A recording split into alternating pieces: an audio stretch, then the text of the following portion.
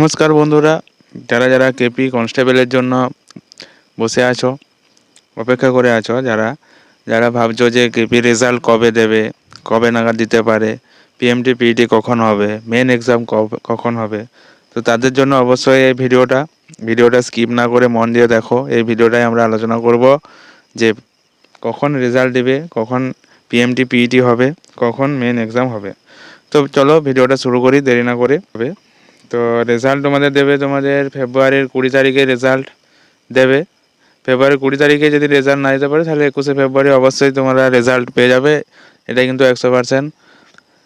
100% সত্যি খবর বন্ধুরা।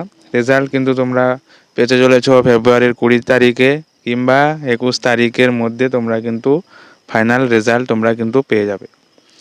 তো কেপিরও যে কোশ্চেন ভুল ছিল, তারা যাদের প্রশ্ন যে আর কি অ্যান্সার কি দেবে, তো আর অ্যান্সার কি দেবে না। আশা করা যায় যারা অ্যাটেম্প্ট করেছো কোশ্চেন তারা পেয়ে যেতে পারো নাম্বার।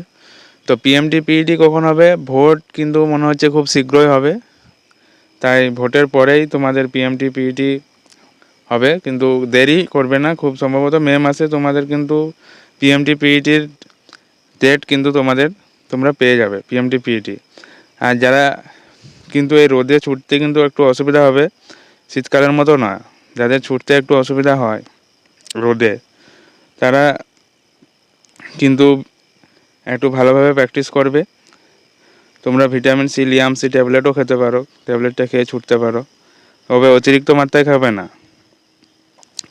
তো সবাই ভালোভাবে প্র্যাকটিস করো। কাট অফ কিন্তু খুব কম যাবে। যারা মোটামুটি ইউআরদের কথা বলছি, ছেলেদের কথা বলছি, যারা 50 পেয়েছো, তোমরা কিন্তু মাঠের জন্য মন দিয়ে খাটো।